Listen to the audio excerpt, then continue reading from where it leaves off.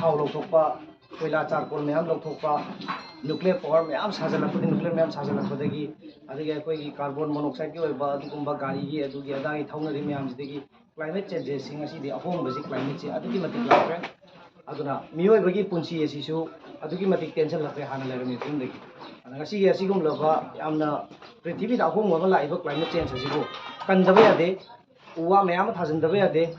na koi gi prakriti gi oiba khudol je masi ngak na chataba yade adana koi manikan mutum inau manikan mutum na as a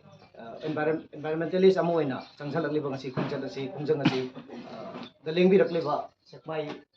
akun bagi koi gi sekmai kan banu piluk amadi leibi ba mai belfai punba ade koi ramai tengol gi akoi ma'am की लुचिंग पुरेल इनाव कोरंगन बुकुमन अदेगी लाक्पीरिबा environmentalist का कांबु लाक्पीरिबसिंग अदे press media अमदी 360 अममा लैरिबा media section खुदिमक पुनमक को नाहन मक इकाई खुमना बुच्चबक लोइनना तराम नोकचरी अदो ngasiगी असिगुमलबा climate change main ओइना होजि आइना सुमांगदा हाइफेटन पंजगरे अदुना deforestation अखोई एफोरेस्टेशन दि तक्सनदबा उवादि थाजनदबा अदुना डिफोरेस्टेशन उवा मयाम कक्थटपा अदे मयाम यांथटपा युम कै साजलक्तबा यादबा then hojik cookie naga main oina swagi chapter da swagi section khar da khoi ni yeng ga da cookie naga poppy plantation torokba poppy plantation aba toksalak pase icham chamna hari ba ching du da hari ba jaga du da poppy du thar ga ekta yam na te hana mafam du da hauduna lairami ba phaja graba u achaw ba phajaba mayam yanthalani yanthala ga loi koktho ga da moina thum dagi har dagi urea dagi loina mak chaisal laga da loin manghal laga da hojiki hari ba poppy se mu maru hundui ne ba aduna hojik ibudo kobru lugraba wangi ibudo kobru gi chingji pugo kokre leitre uwa ta leitre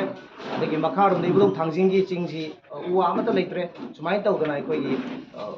mayam ama mangale aduna ikoi na thamjani uwa famdi ikoi school college sing dasu basi ikoi chhatra na harol sing dasu awareness pi boina amadi tungi generation na masi khangaga compulsory subject amoina chatkhraga leina bai dong tase ikoi gi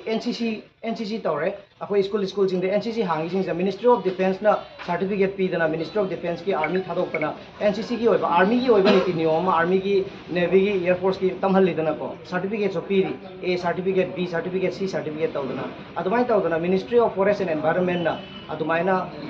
cabinet ta kaino ma pass taw biraganda akoi inaw manikan hoina changsali ba sigum ba kano se akoi ki climate change ki matang se masi matang se phajana pukhat piraganda state tagi so state government na ade honorable MP sing na warep lobi raganda adasu pukhalaganda center da delhi da adumai tawga Ministry of Forest and Environment dagi